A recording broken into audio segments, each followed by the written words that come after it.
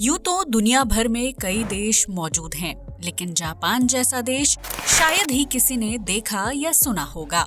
ये देश अपने आप में बहुत ही आधुनिक और एडवांस है, जहां जाने पर आपको एक अलग ही दुनिया में आने का एहसास होगा। जापान का क्षेत्रफल 3,77,975 स्क्वायर किलोमीटर है, लेकिन इतना छोटा देश होने के बावजूद भी जापान का पूरी दुनिया में डंका बजता है। आज हम आपको जापान की आधुनिकता से जुड़ी कुछ बहुत ही महत्वपूर्ण बातें बताने जा रहे हैं, जिन्हें जानने के बाद आपको भी यकीन हो जाएगा कि जापान 2021 में ही नहीं बल्कि 2050 में जी रहा है। तो आइए शुरू करते हैं ये मजेदार वीडियो। अंडरग्राउंड तकनीकी फार्मिंग। जापान के पास जमीनी हिस्सा बहुत ही कम है, इसलिए वहाँ एक साथ ज्यादा मात्रा में खेती करना संभव नहीं है। हालांकि जापानी लोग हर मुश्किल का हल टेक्नोलॉजी की मदद से निकाल लेते हैं, इसलिए तो यहाँ जमीन की कमी होने के बावजूद भी अंडरग्राउंड खेती के जरिए सेहतमंद और स्वादिष्ट फल और सब्जियों को उगाया जाता है। दरअसल जापान ने टेक्नोलॉजी की मदद से खाली पड़ी टनल और अंडरग्राउंड रूम में फल और सब्जी उगाने की तकनीक सीख ली है, जिसकी वजह से यहाँ जमीन के बिना भी अच्छी फसल उगाई जाती है। इस एडवांस तकनीक की शुरुआत साल 2015 में की गई थी, जब जापान के मेट्रो प्रशासन ने अपने सबवे और टनल में हरी भरी सब्जियों की फसल तैयार की थी। इस प्रयोग के सफल हो जाने के बाद जापान में अंडरग्राउंड फार्मिंग जोर शोर से बढ़ने लगी, जिसकी वजह से आज इस देश में फल और सब्जियों को टेक्नोलॉजी की मदद से उगाया जाता है। आपको जानकर हैरानी होगी कि इस अंडरग्राउंड खेती के लिए मिट्टी और धूप की जरूरत नहीं पड़ती है, जबकि पानी का इस्तेमाल भी बहुत कम किया जाता है। इस अंडरग्राउंड खेती के जरिए जापानी नागरिकों को कम समय में ताज़ा हरी सब्जियां काफी ज्यादा मात्रा में मिल जाती हैं। इसके साथ ही जापान के कई शहरों में बिल्डिंग की खाली जगहों, पार्किंग और छत पर भी खेती की जाती है। ये फसल बहुत जल्दी तैयार हो जाती है और सेहत के लिए भी फायदेमंद होती है। इस अंडरग्राउंड खेती के चलते जापान में अलग अलग प्रकार की सब्जियां और फल मिलते हैं, जिनका आकार और रंग भी काफी अलग होता है। इन सब्जियों का स्वाद भी काफी अलग होता है, हालांकि ये सेहत के लिए बहुत ही फायदेमंद होती हैं। जापान की इस यूनिक टेक्नोलॉजी से उगाई गई सब्जियों और फलों की मांग दूसरे देशों में भी तेजी से बढ़ रही है, जिसकी वजह से जापान बिना जमीन के खेती करने वाले देशों की लिस्ट में शामिल हो गया है। एडवांस और हाईटेक टॉयलेट्स। किसी भी देश में पब्लिक टॉयलेट्स का साफ सुथरा होना ही सबसे अहम होता है, जो भारत जैसे आबादी वाले देश में काफी मुश्किल है। लेकिन जापान में आपको हर शहर में ऐसे एडवांस पब्लिक टॉयलेट देखने को मिल जाएंगे, जिनके फीचर्स देखकर आप भी चौंक जाएंगे। इस देश में हर 1 किलोमीटर के दायरे में कम से कम 3 पब्लिक टॉयलेट होते हैं, जो बहुत ही साफ सुथरे और हाइजीनिक होते हैं। इसके साथ ही इन टॉयलेट्स पर लगी सीट में ऑटोमेटिक टेम्परेचर कंट्रोल सिस्टम लगा होता है, जिसकी वजह से अगर आप सर्दियों में टॉयलेट सीट पर बैठते हैं तो वो अपने आप गर्म हो जाएगी। इसके साथ जापान के एडवांस टॉयलेट्स में ब्लड प्रेशर, यूरिन और वेट चेक करने के लिए अलग अलग मशीनें भी लगी होती हैं, जिन्हें आप फ्री में यूज कर सकते हैं। इसके साथ ही इन टॉयलेट्स के जरिए वाटर वेस्टेज को भी रोका जाता है, क्योंकि इन टॉयलेट्स के फ्लश के ऊपर वॉश बेसिन लगा होता है। ऐसे में हाथ धोने के बाद पानी बर्बाद होने के बजाय फ्लश टैंक में जमा हो जाता है, जिसे टॉयलेट यूज करने के बाद सफाई के लिए इस्तेमाल किया जाता है। इसके साथ ही जापान के एडवांस टॉयलेट्स में फ्लश का साउंड कंट्रोल करने के लिए भी सेंसर लगे होते हैं, जिसकी वजह से जब कोई टॉयलेट में फ्लश करता है तो उसकी आवाज बाहर नहीं जाती है। No fat policy. अगर आपने कभी सूमो रेसलिंग देखी हो तो आप अच्छी तरह से जानते होंगे कि सूमो के खिलाड़ी बहुत ही मोटे और भारी भरकम शरीर वाले होते हैं। जापान में इस खेल की शुरुआत कई दशक पहले की गई थी, जो आज दुनिया भर में मशहूर हो चुका है। लेकिन आपको ये जानकर हैरानी होगी कि सूमो जैसे खेल को दुनिया से परिचित कराने वाले जापान देश में नो फैट पॉलिसी को फॉलो किया जाता है, जिसकी वजह से यहाँ के नागरिक बहुत ही फिट और स्लिम होते हैं। जापान के लोग अपने खान पान में तली भुनी और मसालेदार चीजों के बजाय उबला हुआ खाना खाना पसंद करते हैं, जिससे बॉडी में चर्बी जमा नहीं होती है। इसके अलावा यहाँ के नागरिक अपनी डाइट में डेयरी प्रोडक्ट्स का इस्तेमाल भी ना के बराबर करते हैं, जबकि दूध भी नो फैट वाला पीना पसंद करते हैं। इसके साथ ही जापान के लोग खाना खाने के लिए छोटी साइज की प्लेटों का इस्तेमाल करते हैं, ताकि वो कम भोजन खाएं और उन्हें मोटापे का शिकार ना होना पड़े। जापान में मीट, चिकन और बीफ के बजाय सी फूड खाना पसंद करते हैं, क्योंकि उसमें फैट कम होता है, जबकि प्रोटीन और ओमेगा 3 की मात्रा ज्यादा होती है। इसके साथ ही जापान सरकार ने अपने नागरिकों को फैट टू फिट रखने के लिए साल 2008 में मेटाबो लॉ लाया गया था, जिसके तहत 40 साल से ज्यादा उम्र के पुरुषों की कमर 85 सेंटीमीटर यानी 33.5 इंच और महिलाओं की कमर 90 सेंटीमीटर यानी 35.4 इंच निर्धारित की गई थी। अगर जापान में कोई भी 40 साल से ज्यादा उम्र वाला व्यक्ति इस कानून को तोड़ता है और उसकी कमर का साइज बढ़ जाता है, तो उसे भारी जुर्माना चुकाना पड़ता है। यही वजह है कि जापान के लोग जुर्माना चुकाने से बचने के लिए अपनी डाइट में कम से कम खाना लेते हैं और ज्यादा से ज्यादा कसरत करते हैं। इसके साथ ही वो खाना खाने के बाद 20 मिनट का ब्रेक भी लेते हैं। दरअसल खाना खाते वक्त हमारे दिमाग को ये पता नहीं चल पाता है कि पेट भर गया है, इसलिए वो बॉडी को पेट भरने का सिग्नल 20 मिनट बाद देता है। ऐसे में अगर आप सीमित मात्रा में खाना खाकर नहीं रुकते हैं, तो आप भूख और जरूरत से ज्यादा भोजन कर लेते हैं, जिसकी वजह से इंसान का मोटापा बढ़ जाता है। रोबोट्स का देश। आपने कई हॉलीवुड फिल्मों में रोबोट्स देखे होंगे जो भविष्य को दर्शाने का काम करते हैं, लेकिन आपको ये जानकर हैरानी होगी कि जो रोबोट्स पूरी दुनिया के लिए कल्पना है, वो वर्तमान में जापान की आन बान और शान है। जापान के ज्यादातर रेस्टोरेंट्स में रोबोट्स ही काम करते हैं और कस्टमर्स को अटेंड करते हैं। इस देश में रिसेप्शन से लेकर वेटर तक इंसानों का हर काम रोबोट ही करते हैं, जिसकी वजह से आपको वहाँ एक या दो नहीं बल्कि कई सारे रोबोट्स देखने को मिल जाएंगे। इसके अलावा फैक्ट्रियों, स्पेस स्टेशन और मेडिकल सेक्टर में भी रोबोट ही काम करते हैं, जिससे इंसान को दूसरे बिजनेस संभालने में सहूलियत मिल जाती है। आपको ये जानकर हैरानी होगी कि कोरोना महामारी के दौरान अस्पतालों में रोबोट्स ने इंसानों का इलाज किया था और उनकी देखभाल की थी।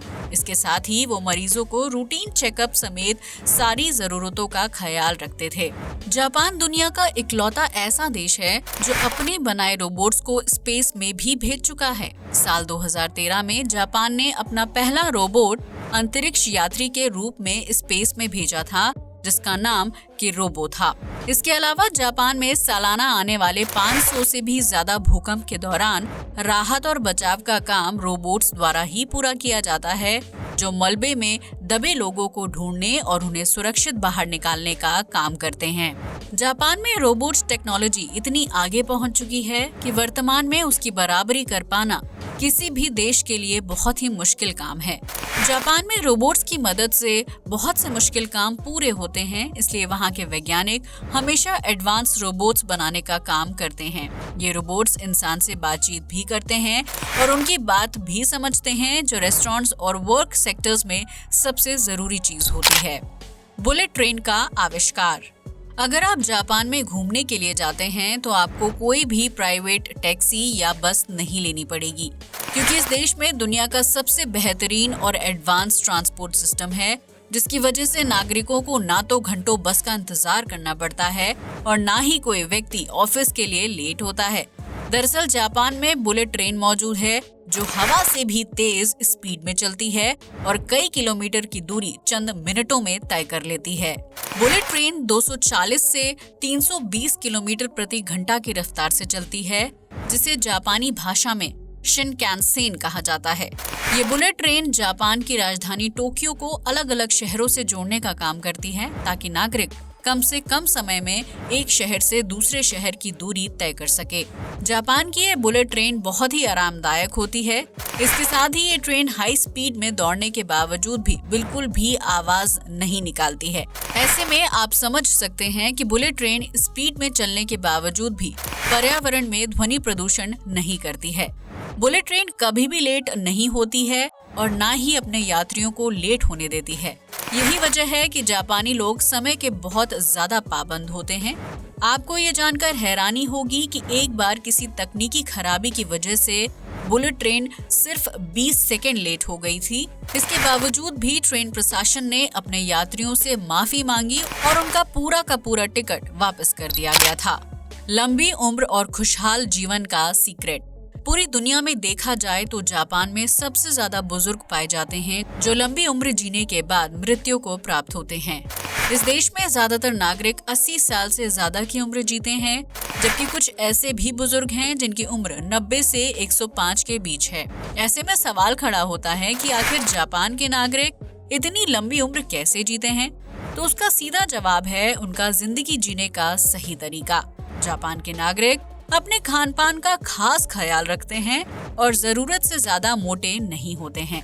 इसके साथ ही वो रोजाना कसरत, वॉक और जिम जैसी जगहों पर जाते हैं, जिसकी वजह से उनका शरीर फिट रहता है। इस देश में भले ही टेक्नोलॉजी बहुत ही एडवांस हो, लेकिन इसके बावजूद भी जापान के लोग कम से कम चीजों में अपनी जरूरतों को पूरा करने की कोशिश करते हैं। वो तनाव मुक्त रहने के लिए पारंपरिक म्यूजिक सुनते हैं और ध्यान लगाते हैं।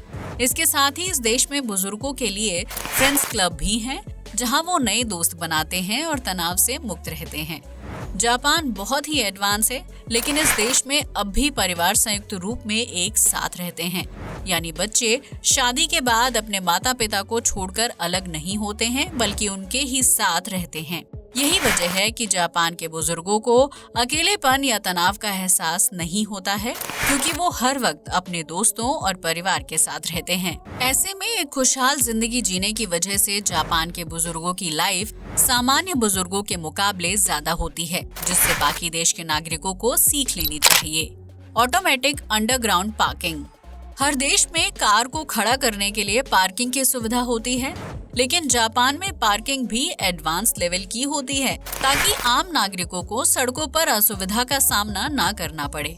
जापान में साइकिलों के लिए ऑटोमेटिक अंडरग्राउंड पार्किंग सिस्टम का इस्तेमाल किया जाता है, जबकि गाड़ियों के लिए लोगों को पार्किंग सर्टिफिकेट लेना पड़ता है।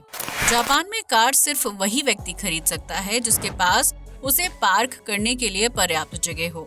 ऐसे में सरकार कार खरीदने वाले नागरिक को पार्किंग सर्टिफिकेट देती है, ताकि उनके पास कार को खड़ा करने के लिए जगह मौजूद हो और सड़कों पर ट्रैफिक की समस्या पैदा ना हो। इसके अलावा जापान के लोग साइकिल का इस्तेमाल बड़े पैमाने पर करते हैं, जिसकी वजह से यहाँ इंसानों की कुल आबादी के मुकाबले साइकिल की आबादी ज्यादा है। जापान में लगभग 80 मिलियन से ज्यादा साइकिल हैं, जिन्हें खड़ा करने के लिए अंडरग्राउंड पार्किंग बनाई गई है। इस पार्किंग के लिए जगह जगह पर छोटे छोटे बॉक्स का निर्माण किया गया है, जिसका इस्तेमाल करने के लिए जापानी नागरिक एक कार्ड का यूज करते हैं, जिसमें अंडरग्राउंड पार्किंग का QR कोड होता है। उस कार्ड से कोड को स्कैन करने के बाद बॉक्स का एंट्री गेट खुल जाता है और साइकिल अपने आप ऑटोमेटिक तरीके से उसके अंदर चली जाती है, जिसके बाद साइकिल एक लिफ्ट के जरिए जमीन के अंदर बनी पार्किंग में पहुंच जाती है। इसी तरह साइकिल को वापस लेने के लिए भी कोड को स्कैन करना होता है और आपकी साइकिल ऑटोमेटिक तरीके से वापस आ जाती है, जो कि स्टूडेंट्स से लेकर खरीदारी करने वाले लोगों के लिए बहुत ही सुविधाजनक साबित होता है। जापान में नागरिकों का कार खरीदना और उसे पार्क करना बहुत ही मुश्किल काम है, इसलिए वहाँ की लगभग 17% आबादी स्कूल जाने से लेकर घर का रोजमर्रा का सामान लाने के लिए साइकिल का इस्तेमाल करती है। इससे वो लोग सेहतमंद भी रहते हैं और जापान की एयर क्वालिटी में भी सुधार होता है, जबकि हवा और साउंड पॉल्यूशन भी बहुत कम फैलता है। कैप्सूल होटल का इजाद। जापान जाने वाले हर व्यक्ति को एक ना एक बार इस कैप्सूल होटल में जरूर रुकना चाहिए, जो बहुत ही सस्ते और एडवांस तकनीक से लैस होते हैं। जापान में बनाए गए इन कैप्सूल्स होटल से पता चलता है कि ये देश कितना आधुनिक है, जहां हर तरह के नागरिक को ठहरने और सोने के लिए एक छत मिल जाती है। जापान के इन कैप्सूल होटल्स का इस्तेमाल गरीब और कम पैसे कमाने वाले लोग करते हैं, जिनके पास घर खरीदने के पैसे नहीं होते हैं। ऐसे में वो लोग दिन भर काम करने के बाद रात को इन कैप्सूल होटल में सोने के लिए आ जाते हैं, जिसका किराया बहुत ही कम होता है। इसके अलावा अगर किसी पर्यटक या नागरिक की ट्रेन छूट जाती है या फिर उसके पास महंगे होटल में ठहरने के पैसे नहीं हैं, तो वो बहुत ही आसानी से जापान के इन कैप्सूल होटल का इस्तेमाल कर सकते हैं।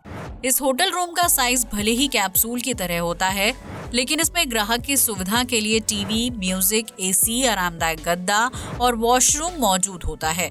जापान के इन कैप्सूल होटल्स ने दुनिया को ये संदेश देने का काम किया है कि एडवांस होने के साथ साथ लोगों के प्रति ईमानदार और संवेदनशील होना कितना जरूरी है। Futuristic symmetries. जापान में जमीन की कमी है, जिसकी वजह से वहाँ कब्रिस्तान की संख्या बहुत ही कम है। ऐसे में पहले से बने कब्रिस्तान भर चुके हैं और वर्तमान में मृतकों के शव को दफनाने के लिए पर्याप्त जमीन नहीं है, जिसकी वजह से इस देश में एडवांस टेक्नोलॉजी वाले कब्रिस्तान का निर्माण किया जाने लगा है। ये कब्रिस्तान जापान की पारंपरिक और आधुनिक सभ्यता का मिला जुला प्रतीक है। इन्हीं एडवांस कब्रिस्तानों में से एक है रूरीडेन, जो जापान के मशहूर काओकोकुजी बुद्धिस्ट टेम्पल के पास बनाया गया है।